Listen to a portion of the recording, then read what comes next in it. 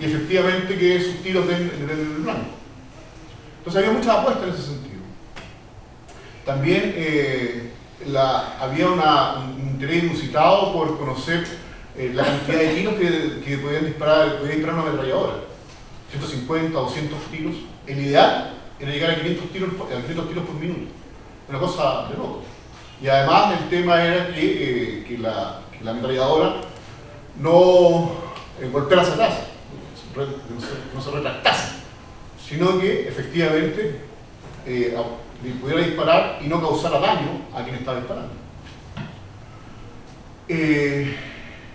Esas eran algunas interrogantes bastante recurrentes. No sé si ustedes alcanzan a ver ahí, no se alcanza a ver, lamentablemente lo dice. El ejército belga escogió una ametralladora de 500 disparos por minuto y de solo 10 kilos de peso. Alemania escogió también en 1912 una ametralladora móvil a pedal, y Estados Unidos se glorían de su ametralladora Lewis de 11,5 kilos de peso y 250 disparos por minuto, sin humo, sin respirador y casi sin retroceso. Pero este sistema está muy lejos de producir los resultados desastrosos que se requieren. Eso es lo que dice, eso es lo que se está planteando al inicio de la guerra.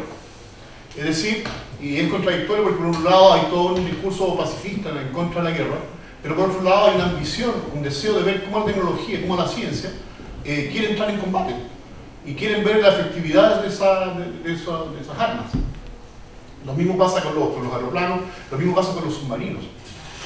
E increíblemente, una cosa que yo no me explico, todavía tendría que indagar más, los alemanes seguirían combatiendo con dirigibles, cuando en realidad eso no tiene ningún sentido, porque un postón termina con un dirigible. Y bueno, y estos son los discursos que están al inicio de la... Acá hay una serie de dibujos, una flotilla de aviones de guerra bombardean en plena noche un acorazado. O sea, está todo el ánimo bélico de poder ver en acción el ingenio del hombre, la capacidad.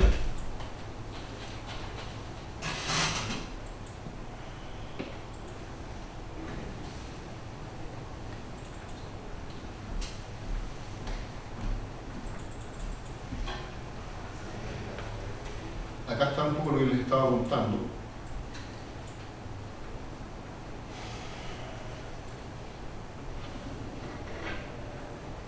Fíjense cómo empieza. Y esto es muy interesante porque también lleva otro elemento que es propio del estudio. Dice, la conflagración europea es un hecho. Marte dibuja en su semblante adusto la mueca horrible del triunfo. Habrá guerra, y en la guerra vendrán ahora a confirmarse las predicciones del marqués de Argenson, que ya en 1750 aseguraba ya que pronto serían una realidad las teorías de Leonardo da Vinci y las elucubraciones de Cyrano de Bergerac. Van a librarse batallas en los aires, van a hacer su primer ensayo de los ejércitos aéreos. El aeroplano moderno, blindado, provisto de bus, granadas y tubos lanzatorpedos, ¿qué papel desempeñarán los modernos combates de las grandes potencias? Y ahí viene entonces la elucubración que me estaba comentando.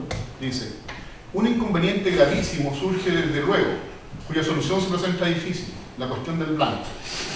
A primera vista parece esta análoga a la del tiro de a bordo de los buques de guerra, pero en realidad es muy distinta. Para el tiro a bordo hay aparatos adecuados a los movimientos del barco. Es conocida la velocidad de este, y la distancia del blanco es fácilmente calculada por un personal dotado de aparatos de precisión asombrosa. El marino puede ver a lo lejos y cuenta con la ayuda de otros. Ustedes saben cómo se le dispara a un barco, ¿no? Se dispara un tiro a popa primero y después se lanza otro sobre la proa. Y ya con esos dos se empieza a achicar el ángulo hasta que efectivamente se da el blanco. Esa es la modalidad de bombardeo habitual entre los barcos. En el aeroplano no hay nada de esto. Los movimientos del pájaro mecánico son de ordinario suaves, pero no sucede lo mismo cuando sopla un viento fuerte o perturban la marcha del aparato, los remolinos producidos por las perturbaciones térmicas en las capas atmosféricas. La velocidad es cuando menos de 60 km por hora y rara vez es conocida del piloto con una precisión suficiente. Los barómetros tampoco determinan con exactitud la altura. Por consiguiente, el tiro no puede tener nunca un acierto matemático, máxime si a esto se añade la desviación que el viento da al proyectil y se considere que el aviador casi nunca apunta en un plano horizontal, y las bombas o granadas lanzadas no seguirán por tanto una vertical rigurosa. En una palabra, el artillero aéreo, más que en cálculos precisos, ha de apoyarse en el perfecto conocimiento de todos los elementos del problema: cálculo de las distancias, larga práctica en el sport aéreo y rapidez asombrosa para hacer el disparo en el momento preciso. Ha de ser, por tanto, un héroe, física, moral e intelectualmente, en quien se reúnan audacia, sangre fría, fíjense en las cualidades, se reúnen audacia, sangre fría, juicio seguro, decisión rápida y extensos conocimientos profesionales. Dos sistemas de tiro hay que considerar en los planos. Bueno, ahí viene un poco lo que estaba contando yo respecto de cómo se... Esta era un poco la lógica, ¿no? Ver cómo funcionaba la tecnología en la Primera Guerra. Y eso justificaba la guerra. Ahora, eso en principio. Después uno va respondiendo las otras preguntas, y para no abundar, sino que más bien dejar esto como una especie de propuesta, porque en realidad yo estoy avanzando en el tema, voy a llegar al sumo de lo que yo he revisado en estos días, y que tiene que ver más bien con una respuesta, un resumen respecto a las otras preguntas, y un indicio de la pregunta final del para qué en relación a la ideología y el poder, sobre lo cual vamos a conversar. Dice, la religión de Valparaíso se vio afectada como un microcosmos, en el que se repetía a escala local el conflicto global. La guerra estaba en Europa. Acá Valparaíso estaba a miles de kilómetros. Y al otro lado, del otro lado los mares. Pero la región de Valparaíso se vio afectada como un microcosmos, en el que se repetía a escala local el conflicto global. Las diferencias entre las naciones traspasaron las fronteras y llegaron hasta este puerto del fin del mundo, con su carga de belicismo y odio ancestral, desatándose con la fuerza y violencia propia del espacio cercano y de entre quienes tenían vínculos directos, y que paso a paso empezaron a enemistarse en tanto se veía aproximarse la guerra tal cual fuese un temporal. Un temporal anunciado, por supuesto, y que nadie extrañó que se iniciara con un pistoletazo que echó por tierra el débil equilibrio de fuerzas que mantenía la Belle Époque, como un baile de máscaras agradable, risueño, pero bajo máxima tensión. El tema de las escalas no es menor. La escala, podríamos decir, el sistema global estaba en guerra. Y en realidad no es tanto el sistema global, una parte del mundo. El mundo de la civilización occidental estaba en guerra. Pero como nosotros pertenecemos a ese mundo se replicó en Chico, acá en Valparaíso. Y en Chico también aumentaron las tensiones y los problemas. Y las relaciones entre alemanes, británicos, franceses, fue grave.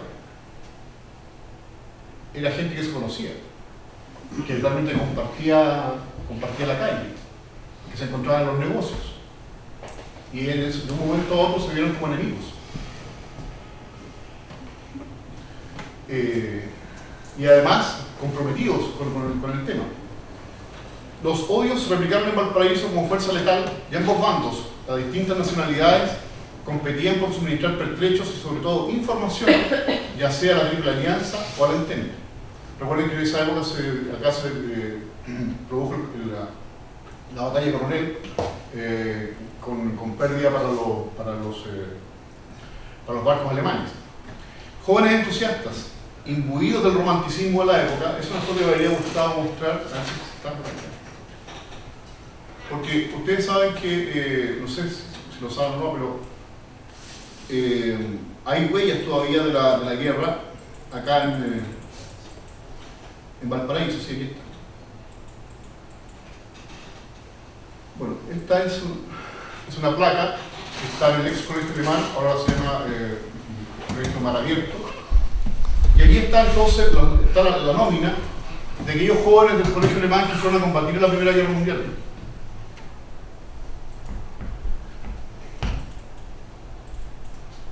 Ahí ustedes pueden leer sus nombres. Entonces, son personas que vivían acá, que fueron a combatir, y que tenían como vecinos a ingleses, porque además todos vivían en Cerro Alegre.